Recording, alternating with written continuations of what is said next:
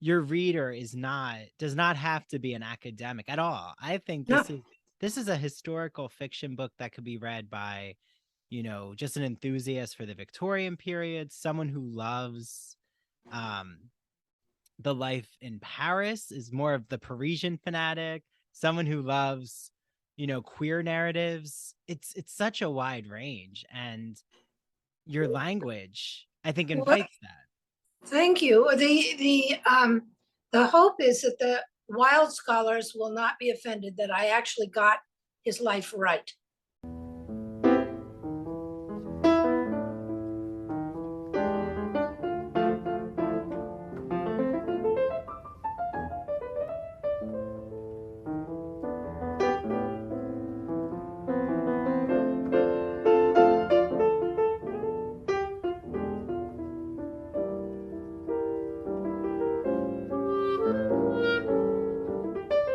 Hi, everyone. Welcome back to the Ivory Tower Boiler Room.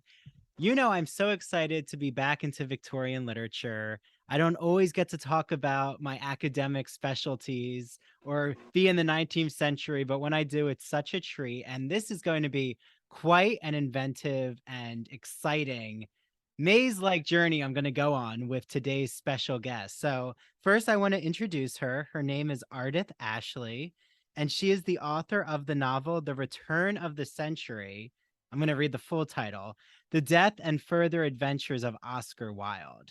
So we'll get into what really happened with Oscar Wilde and his death soon. But she also is the writer of The Christ of the Butterflies and In the Country of the Great King.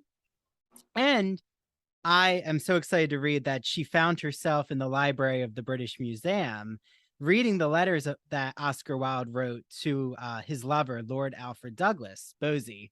And I also was in the British Library in 2019. So maybe we can compare British library stories. But Okay. thank you so much, Ardythe. This is wonderful to have you on here. Thank you. It's a delight to be here. Yes, so I'll hold up the novel for those who can see the video, because if you're not listening via audio, they can watch on our video interview on Patreon.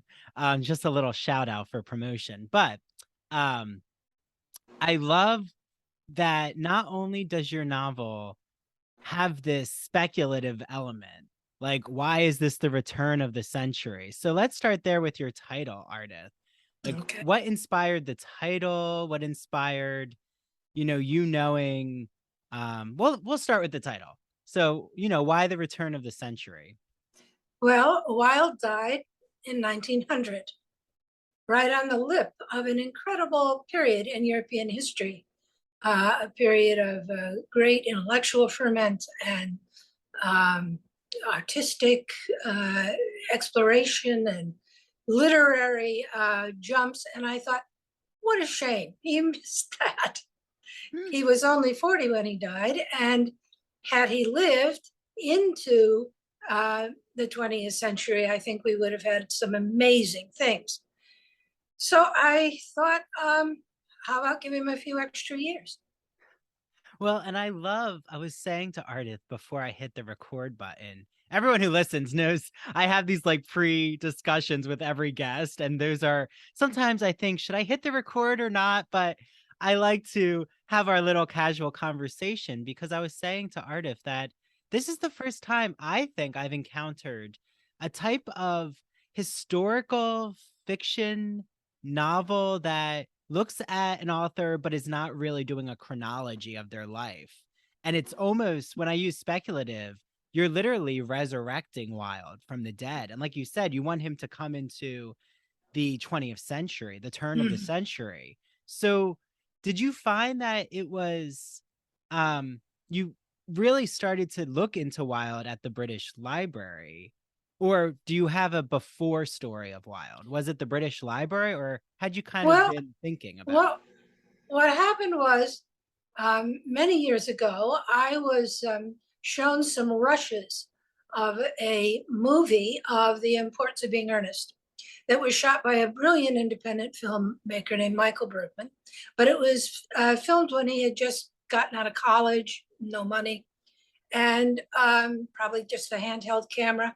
So it had never been quite put together as the full film. And I spent several months, probably half a year, editing those rushes into the importance of being earnest. Well, when you work that closely with something, you either, well, you don't do it unless you love it.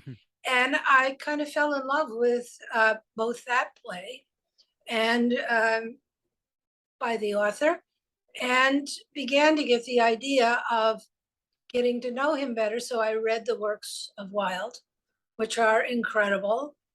Most people just know his plays, but his poetry, prose poems, essays are marvelous. Mm-hmm. And then slowly the idea for the novel developed. In the course of researching it, my editor at Ballantine Books got permission for me to go into the archives at the British Museum and handle some of the documents. And I think they put that little story on the cover of the book, or just inside the book when they printed it. I was reading those letters, which you mentioned, from Wilde to Bosie Douglas while he was in prison in Reading jail. And they gave him one sheet of paper a day and a writing instrument, and he could fill that one sheet of paper, and then he had to turn it in. And the next day they gave him another blank sheet. It's a small blue sheet of paper like that, says Reading Jail right at the top. And having read those letters, in book form and know the history of it, to actually be handling the letters moved me. And I began to cry. And at that point, the librarian came over. He was wearing white gloves and a very formal suit. And he leaned over and he said, "Madame, it is not permitted to weep upon the manuscripts." And I thought, that is the most British moment I will ever have. But the research that I did on his life, of course, made me care for him much more. Yeah, it reminds me, we had the biographer of Gail Crowther. She's been on a few times, and she researched Sylvia Plath and Sexton, and it's called Three Martini Afternoons at the Ritz. That's her book. So it's really good. But she has that same experience, Ardythe. I find that a lot with someone, like you said, you're deeply passionate, you're deeply affectionate for this author. And there's something so magical about the archives, whether it be that it's emotionally bringing you to grief or sadness to feel what Wilde was going through in jail, or if it's also that exhilarating feeling. Like, I just remember pouring through the picture of Dorian Gray from the Philadelphia magazine where it was published. And it's spectacular, in my opinion, to really be with that material and to go back in time with material. So that's where I love that your novel, right away in your preface, like, you kind of pose a lot of riddles. And a lot of riddles, like riddles in the sense of a maze. Like, that's why I said a maze-like journey, because you say, if you are looking, well, the narrator says, if you are looking for Oscar Wilde, and it just becomes this whole journey of, is Wilde in the Seine River? Is Wilde at the tomb in Père Lachaise? Like, where is Wilde? And like, how does that kind of go along with your psychoanalytic background, or is this more of just the kind of reading you enjoy, that throwing the reader in? I think when one is a psychoanalyst, one is always looking back in time to the things that shape us in the moment that we're in. And when I wrote this book, I wanted to write it for two different kinds of reader. Those of you who love Oscar Wilde know a great deal about his life, and I wanted it to be as accurate as I could make it, and that required a great deal of research. I read many, many books. I went everywhere I could think of that would bring me closer to understanding who this man was and how he had lived and become who he was. And so that, in a sense, is a search back in time. But I also wanted to write a novel. I didn't want to write a biography. There are many biographies. Yeah. And I didn't feel there was any way I could improve on some of the better ones. But I like to write fiction. And as I say, I had this impulse to wonder what he would have been like if he had not died at the age of 40. So I was in Paris, and I was actually staying in the hotel in which he had died on the left bank. Wow. And they had reconstructed his room. They said it was his bed that he had actually died in. I don't know. It seemed to me unlikely. It was a very short bed, and he was a very tall man. But anyhow, I was staying there, and I walked down to the river, and I was standing on the bridge over the River Seine, and I felt him. I felt him there. And I felt in that moment that I had really come to know him. And then I felt, well, of course, I went to Pierre Lachaise, and I went, all over Oxford and Dublin. I mean, I went everywhere that he'd ever been. And but I felt in that moment I had Wilde. I knew where he was. I knew who he was, and I loved him. And I thought, okay, now I can write the book. Wow. So then I gave him a few more years of life. Yeah, it's so beautiful when you tell this trail of you putting together these pieces of the research that you do. Because I think there's a lot of weight for this kind of book. And I mean, any book requires a lot of research, right? Whether it be you're reading the genre of what you're writing, or you have to really be in that character's mindset, which in my opinion makes sense that a psychoanalytic background really is a journey through characterization or for understanding motifs. And, I think of Wilde, I think of mirroring. Like he loves this whole idea of the mirror, right? And there's that psychoanalytic patient. I don't know if you call them a patient, but They just used to. Oh, okay. Now they're clients.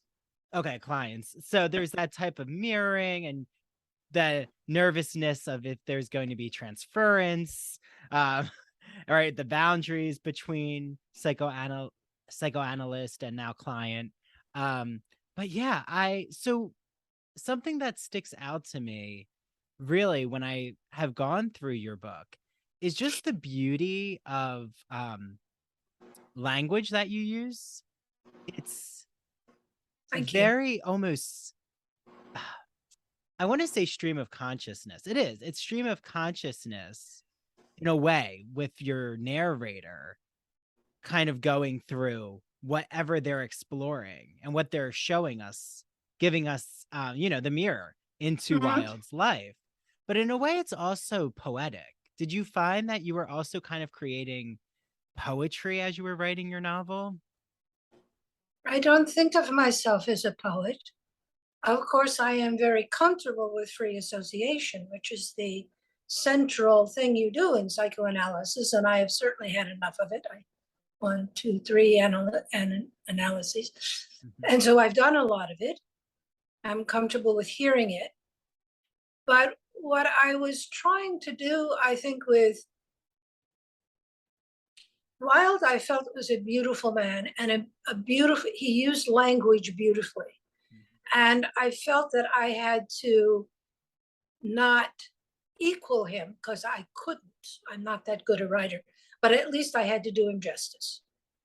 So I tried to get a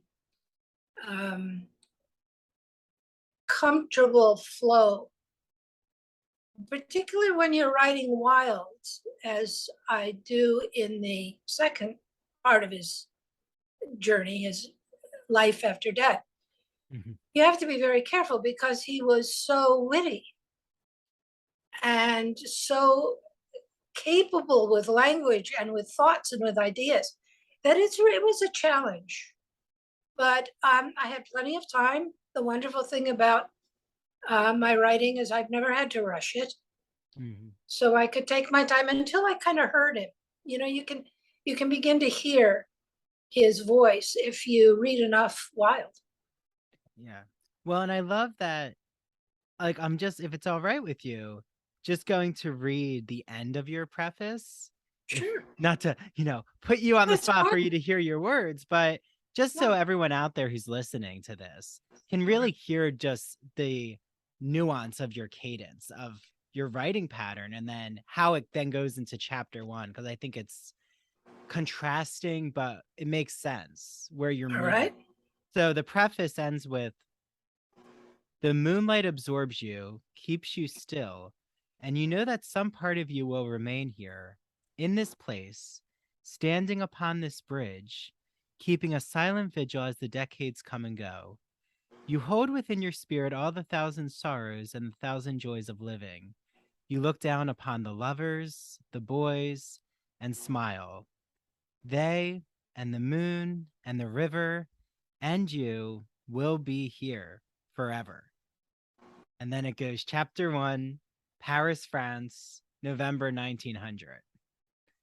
And I just love this. The reader's already in this mindset of, okay, there's lovers, there's the moonlight, there's the river. And then, oh, it's 1900. Like, and then you kind of go more into a traditional Victorian convention Mm-hmm. where, right, we see the date. It almost looks like someone's writing a letter, right? We get the location's Paris. So I'm assuming this is very intentional, this Yes. switch. Yeah. Yeah. The idea was to gently bring the reader into a kind of um, exploratory state of mind. Mm. Because what I'm then going to do is take them on one wild ride. And, and if they haven't had their imagination open, they're going to say, "What's this about?" Of course, he died, and he didn't do anything after that. Well, he didn't die in my book. Mm-hmm. Yeah. Well, and isn't that why we turn? That's why I turn to literature, especially to fiction. I always sometimes say fiction tells us more about our reality than what we actually see every day or Mm. happens to us. We learn more about ourselves from fiction. And I feel that way. It's why I love fiction. I read probably 2 or 3 books a week, Mhm. and it has made the pandemic a quiet, contemplative, and not particularly terrible time for me. I mean, I didn't lose anyone, so I was fortunate. Um, so I was able to just read and read and read, and it got me through. And I do hope it got other people through reading literature. Yeah.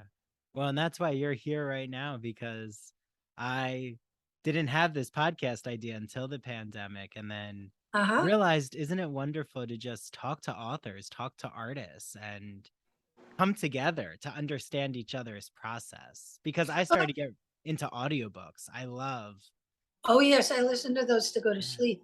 Then I never know where I left off. That happens. But I think it's too soon for us to know all the good things that came out of the pandemic. We're still too bruised. Hmm. But in time, I think we'll understand that as terrible as it was, there were some things of value. And I think that Wilde would agree with that. He always saw both sides of everything. Hmm. He never saw something just straight on and that's it. He always could turn it and see the other side of it. And I admire him for that.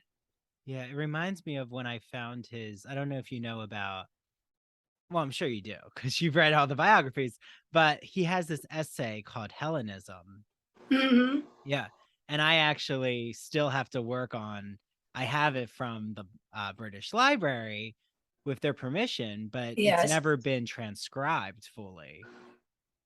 And I'm trying to actually transcribe it to publish it for everyone to read. But Wilde, I'm sure you know, his handwriting is not Yep. easy. So there's a lot of words I can't parse out yet. Well, can But I have a copy when you get done? oh, of course, of course. Yes, you'll be like the first person I sent it to. Yeah, You, I my would friend love to read. Justin, who does queer theory and Wild. Oh, all of you out there who are Wild fanatics. Don't Yeah. worry. But I think what I see in his Hellenism essay is exactly what you've said. Um, Speaking to how he saw both sides, because even when he's in Oxford and he's training to maybe be a Greek scholar, he's also really more curious about how does ancient Greek culture relate to How does, ancient Greek culture uh, relate to his current the state of affairs in England, Ireland, and speak to his own life and, his own desires, queer desires, lovers, all of that.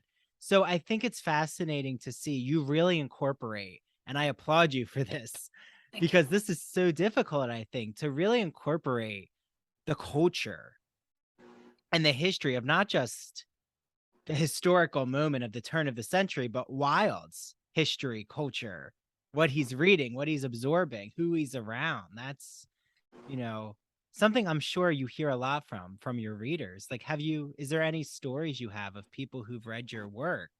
Okay, hold on to that question because we'll be right back. But first, a word from our sponsor.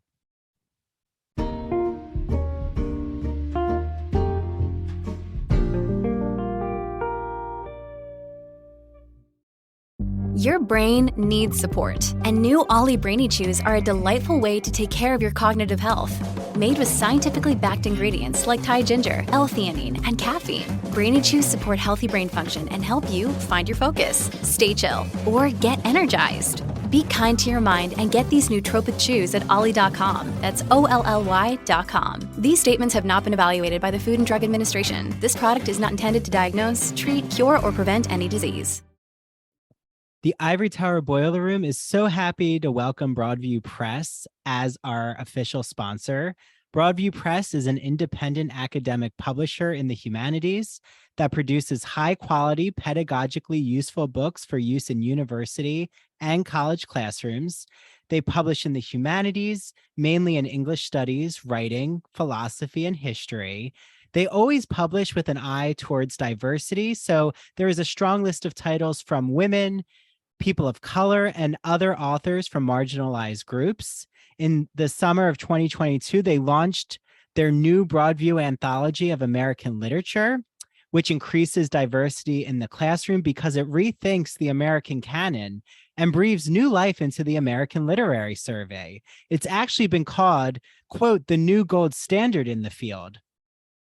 I love using Broadview Press text in my own classroom at Stony Brook University. I can't wait to use the new Anthology of American Literature when I have the opportunity. And for all of you out there, Broadview Press has given us the official code Ivory Tower for 20% off site-wide on broadviewpress.com. Again, that is code Ivory Tower for 20% off.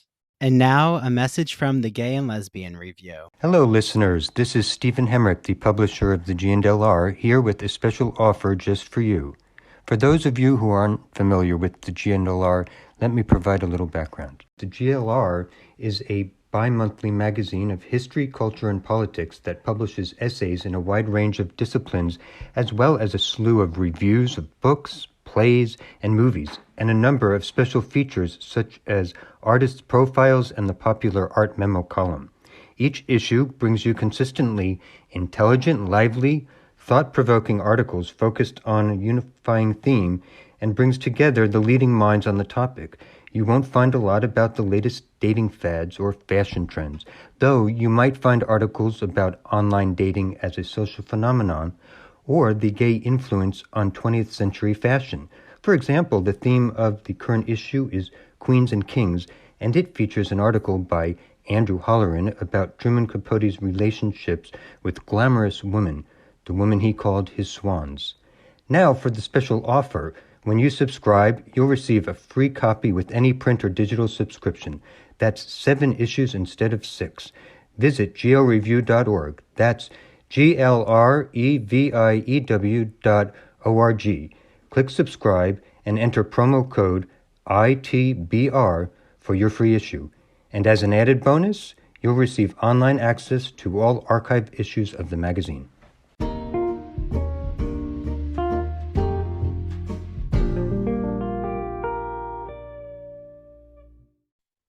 And Well, yeah. the book has not been out very long, Mhm. so I haven't gotten too much feedback on it. Um, the thing that I hope for is that people will understand the complexity of Wilde. Mhm. We have a kind of iconic picture of him. It's usually that one where he's like leaning up a little bit on the side, wearing the short pants, and they put a quote over it. You know, one of his famous quotes, and people see him as just this in this just one way. He was an incredibly complex human being. By the time he got to Oxford, he had experienced the death of three sisters. Mm.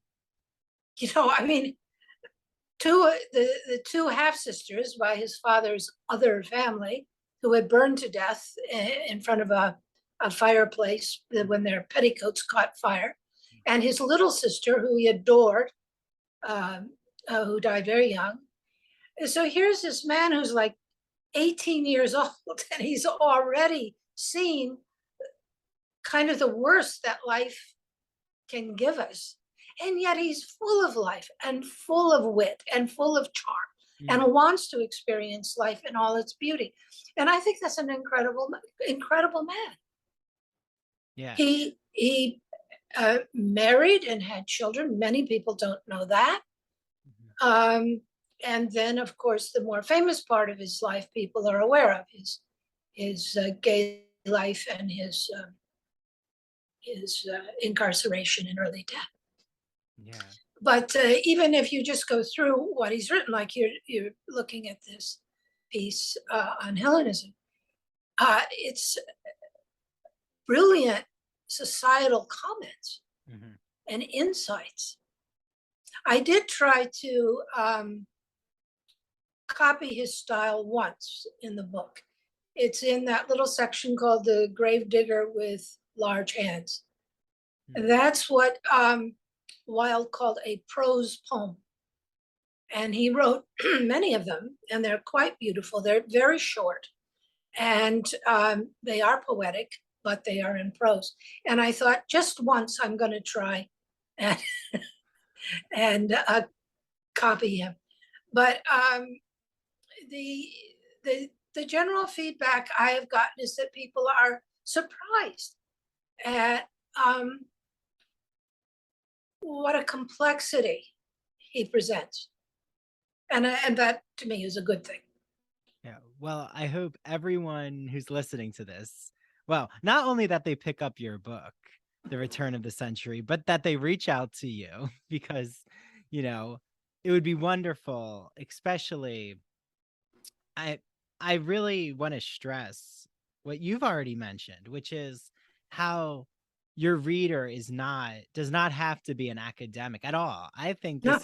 this is a historical fiction book that could be read by, you know, just an enthusiast for the Victorian period, someone who loves the life in Paris, is more of the Parisian fanatic, someone who loves, you know, queer narratives. It's such a wide range, and your language, I think, invites that. Thank you. The hope is that the Wilde scholars will not be offended that I actually got his life right. You know, that I didn't make anything up. It really isn't, that piece really isn't any reference to Wilde's actual living life. Yeah. Is not fiction.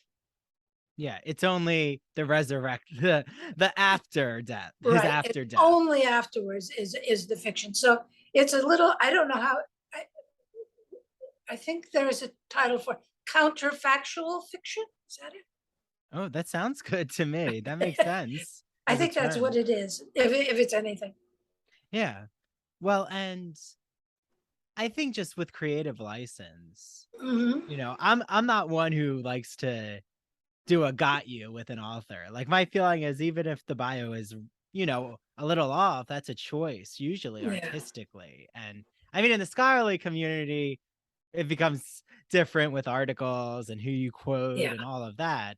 But I think when it comes to the fictive world, that's what's so emancipating, is just these universes you create in your head. I mean, and I think as scholars, we do that too, because we're trying to trace, either really dig deep into the poetry prose or dig deep into the bio. It depends how we Right. approach things. I think when it comes to, you mentioned Wilde's poetry, and I guess I'm really kind of in this poetic mind right now when I'm looking at your novel, not, trying to have Ardythe claim she is a poet, but more that even the blurb of the synopsis of your book kind of, I think, already invites that poetic mesmerism, which is, secretly his unconscious body, still flickering with life,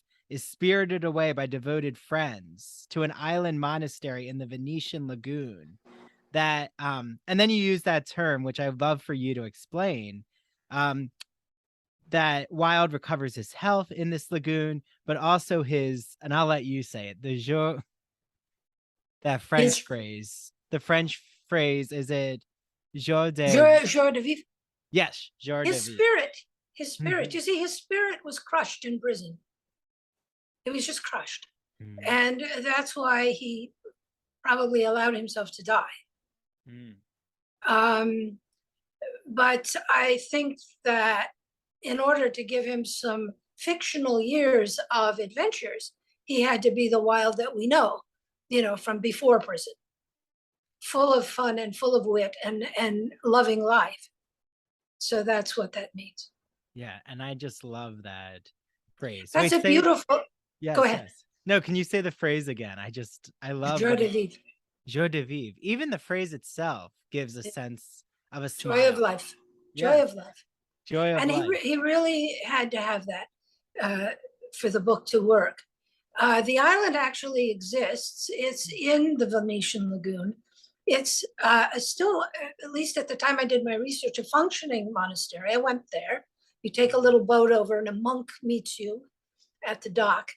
And it is so remote that it seemed like the perfect place for him to recover. And of course, it's called the Isola del Deserto, the island of the desert. And Franciscan monks live there.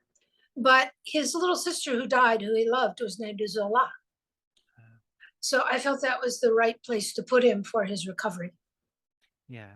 Well, did you get a chance to see, or do you know about that play that was out a few years ago? I saw it at the Brooklyn Academy of Music, with Wilde and Bosie. They were like the stars of this play, where it was all about Italy, like not about his death, but just about what happened when he came out from prison. And No, I didn't see that. yeah, I thought Was it good? yeah, no, I really liked that it didn't focus on, just like him wasting away. It was Yeah. more about, like you're saying, him trying to find his happiness again, The spirit. his spirit. But unfortunately, it does go into how he kind of is a pariah now in society. So even though he's in Italy, and you're saying he's in this beautiful, lagoon type island, he is still, seen as pathological or having some kind of stigma. Maybe like, and let's go there. Why do you think, or in your novel especially, how did you deal? Because I think this is such a difficult topic that I still am not, I'm trying to figure it out myself. And that's this whole, stigma around Wilde, but also, like you say, there's the saintlyhood. So I feel that there's two sides. There's almost this binary, like either Wilde is a pariah or he's a saint. And what is the middle ground? Well, I think he was a conflicted man. Mm-hmm. That's the middle ground. But it's society that made him a pariah. Mm-hmm. It was the morality of the time. And I mean, not only did they put him to hard labor in prison, but his wife changed her name back to her maiden name, which was Holland, and took the two boys away to be raised by her relatives. So he never saw his children again. He was not accepted anywhere in England. Now, France was a little more, it's France.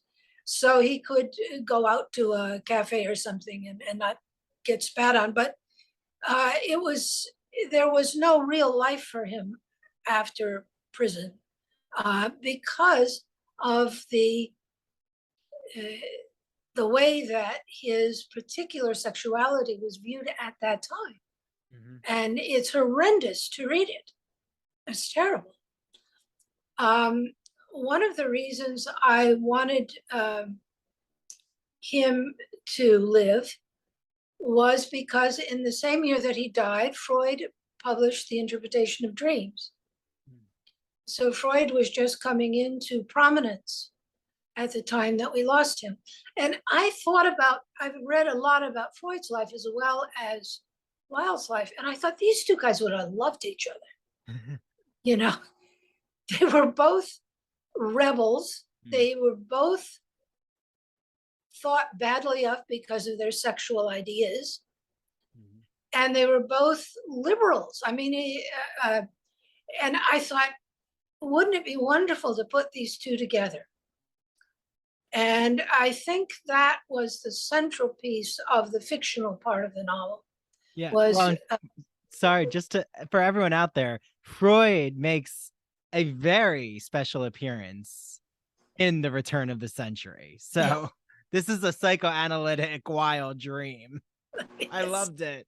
I love that there's a session with Freud. I just felt they would get on, because Freud was not a moralist. He saw he wasn't a religious person or a person that thought there was anything wrong with sexuality. In fact, he was fascinated by it, got himself into a lot of trouble as a result. And of course, the idea, he loved genius. Freud was very, very interested in genius. And of course, Wilde was a genius. So I thought, boy, those two really should have met. And Wilde would have had a great deal of fun sending up Freud. I mean, we have fun today sending up Freud. Can you imagine what Wilde would have done with it?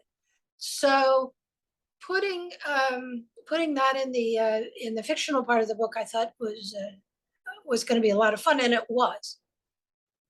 It was. Yeah, and there's what I also love is how they both really enjoy allusions to literature, like Freud. That's why I love reading Freud, especially his on narcissism essay. Mm-hmm.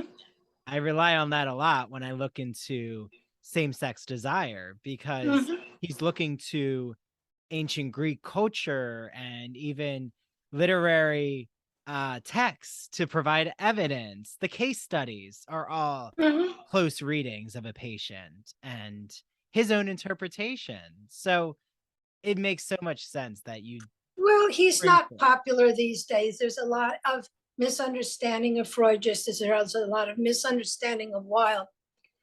But as an analyst and really looking at Wilde's life, I felt that the fact that he died of an ear infection and his father was a famous ear surgeon was not something Freud would miss. That there was somehow a reunion there between Wilde and his father. And it's the kind of thing that if you're looking for themes, when you're an analyst, you would notice that. There's always the attempt to reconcile with the mother figure and father figure of childhood, whom we both love and hate. Yeah. And would you say this is, I'm going to make sure I return to the novel, but because I am with a psychoanalyst, and I feel that these conversations don't happen as much, just because I think psychoanalysis is a very niche field sometimes and the training involved.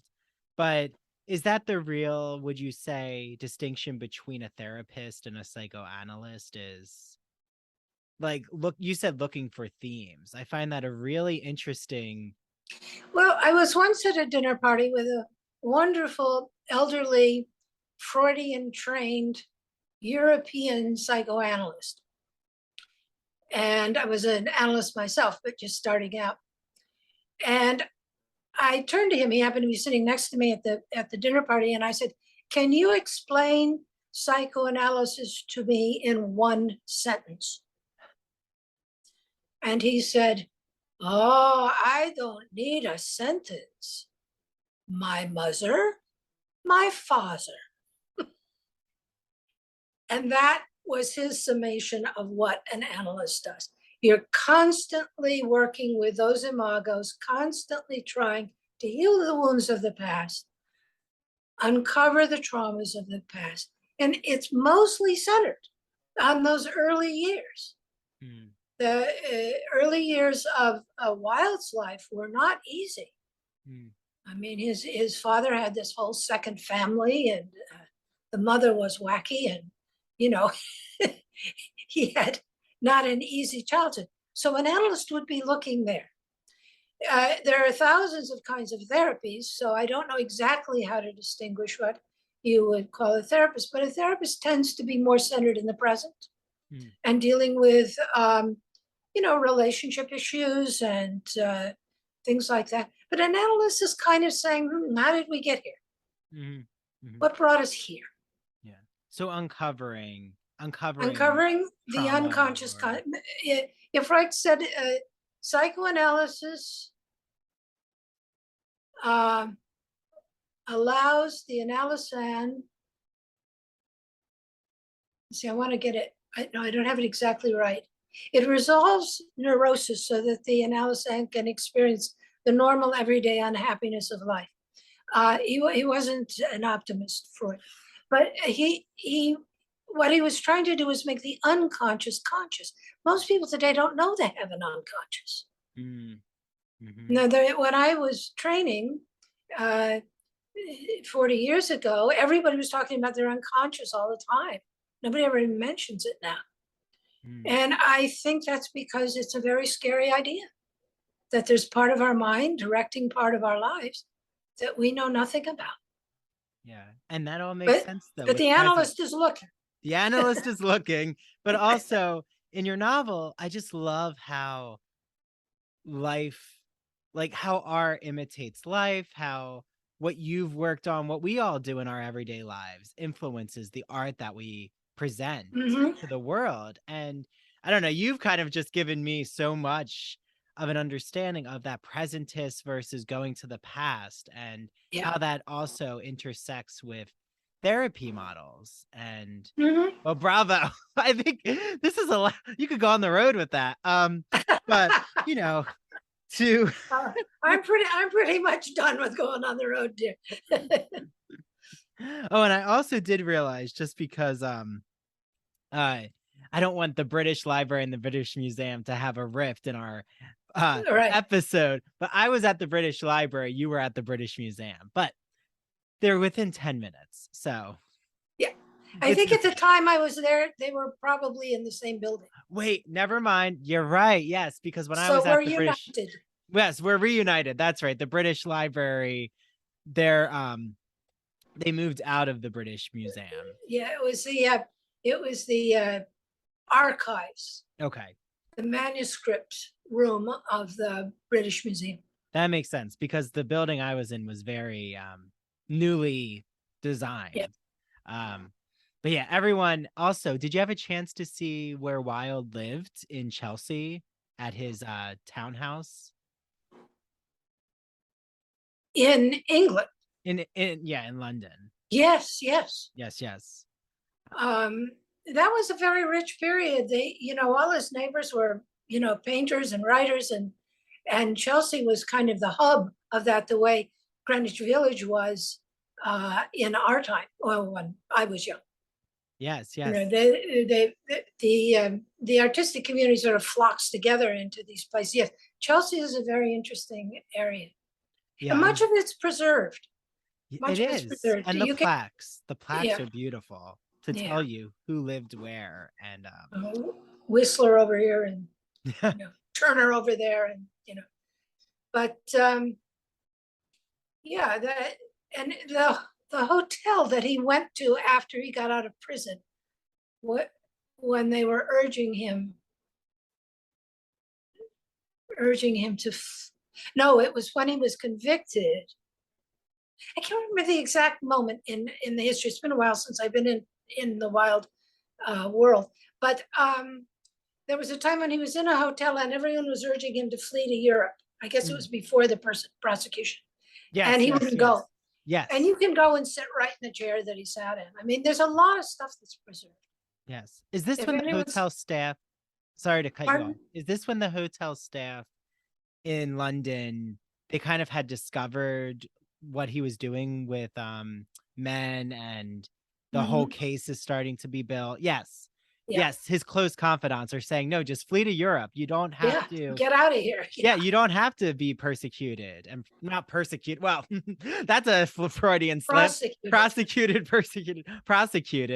And I do still wonder, that's something psychologically I will always think of, is what was it he wanted out of the trial? Was it to have this fully on display? Did he want to enter this role of being the martyr for a type of queerness? Well, I think you should be a psychoanalyst. That's a psychoanalytic question. We'll see. I don't know. That really is. I mean, Really? why stay and become martyred when you could flee? I mean, there's conscious reasons. He didn't want to look a coward. His mother didn't want him to run away. His father had a similar trial.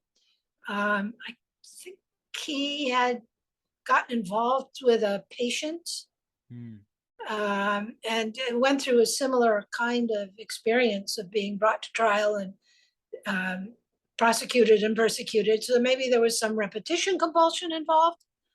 Maybe he thought it would come out right this time. Maybe he was going up against Bosie's father, was going up against his own father. Yeah. Many ways to look at it. Yeah, I feel like there's something definitely ego driven. Something ego.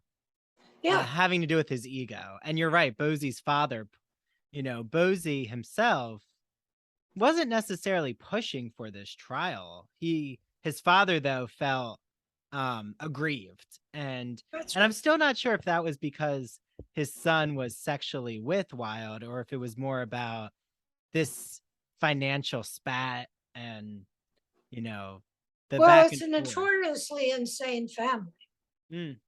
I mean, the father was clearly not in his right mind, and in later life Bosie wrote some very strange things, and his son ended up in a institution. Oh, wow. So who knows what was going on with the Douglases. But I don't know why Wilde stayed, but I think it's a wonderful question. Yeah, I think it's one we should all ponder. Yeah, I think Freud has some answers there in the book, but I don't remember quite what they were.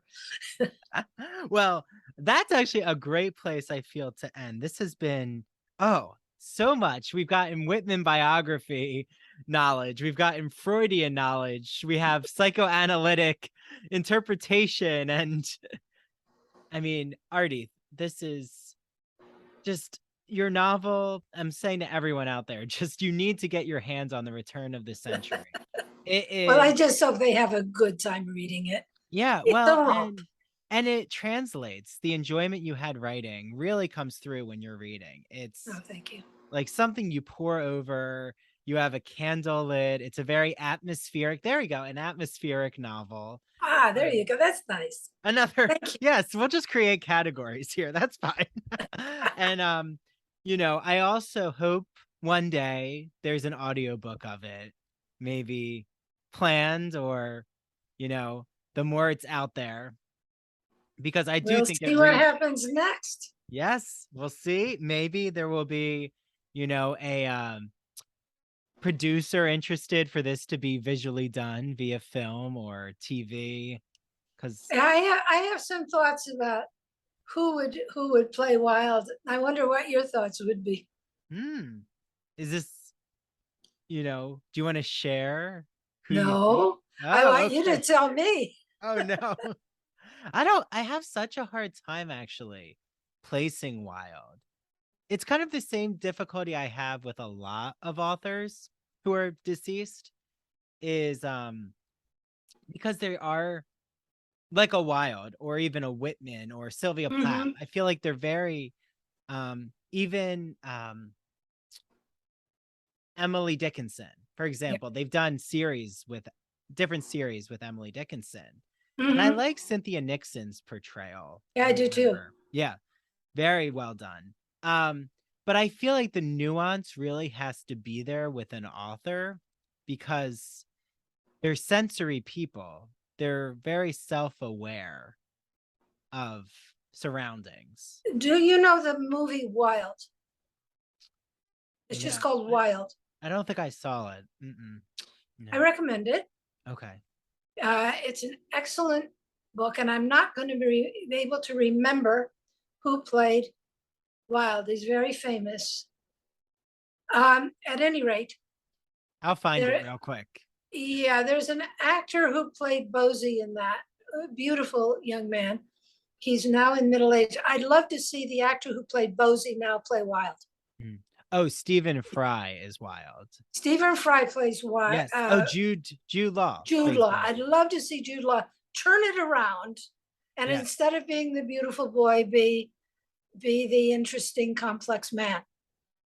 Yeah, And, I actually like that'd Jude be fun. Law. That's a great Yeah. casting decision. And I think it would have to be British. But anyhow, that's the fun of a book, isn't it? It is. Casting the movie. Casting the movie, exactly. And the longevity of your book, it's out there now. It can be in anyone's hands. That's what's beautiful when you publish. Right.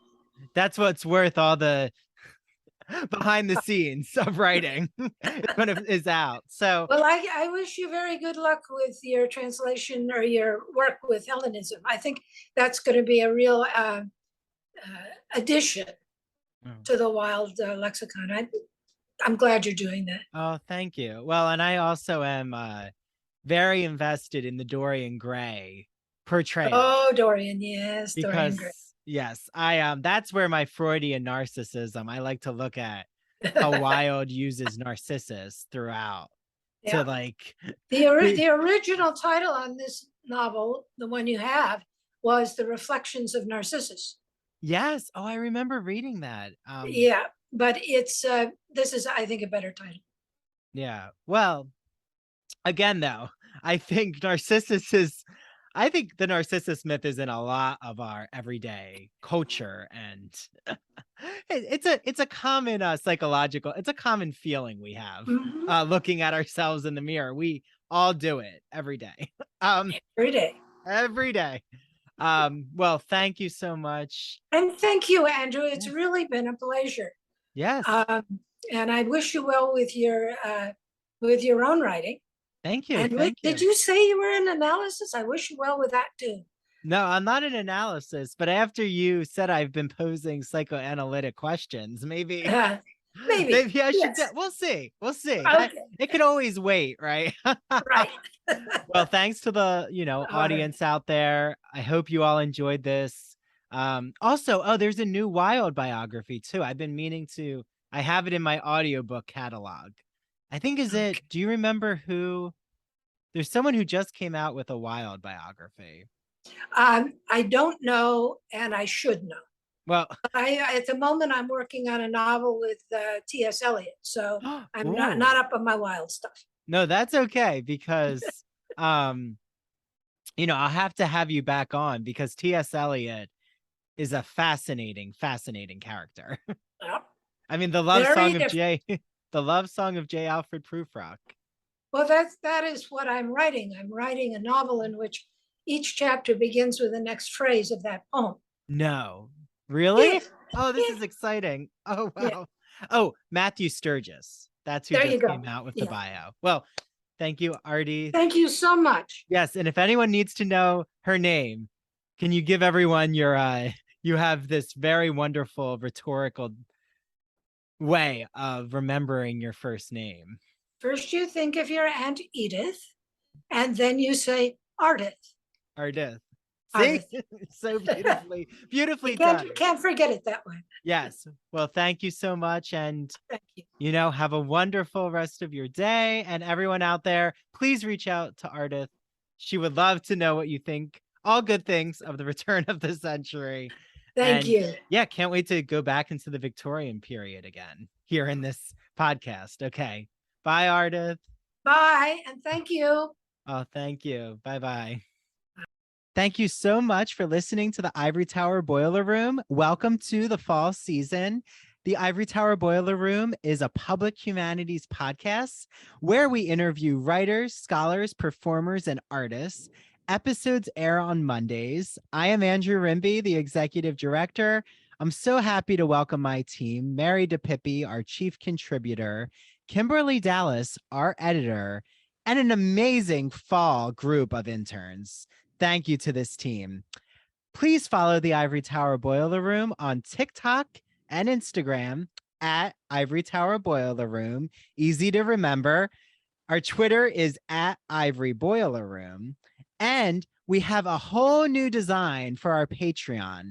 It is called the Ivory Tower Boiler Room Cafe, because you're joining us and eavesdropping on our conversations that are unedited videos of all of our Ivory Tower Boiler Room episodes, as if you're eavesdropping in a cafe, overhearing the conversation.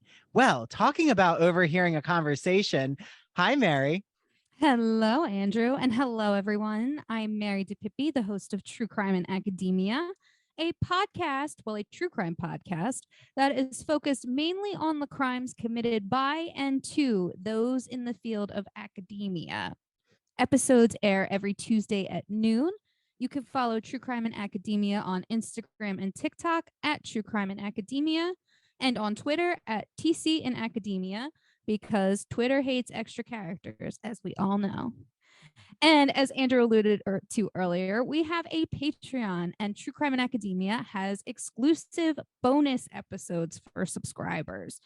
As a true crime enthusiast, I don't necessarily like to pigeonhole my true crime interests. So over on the Patreon, I cover some of the more high-profile cases not related to academia, such as the murder of JonBenet Ramsey and the case of Casey Anthony. So if you want access to videos like that, go over to patreon.com/Ivory Tower Boiler Room and become a subscriber. Thank you all for joining us. And here's to an amazing fall season. Whoop, Bye. whoop. Bye, everyone.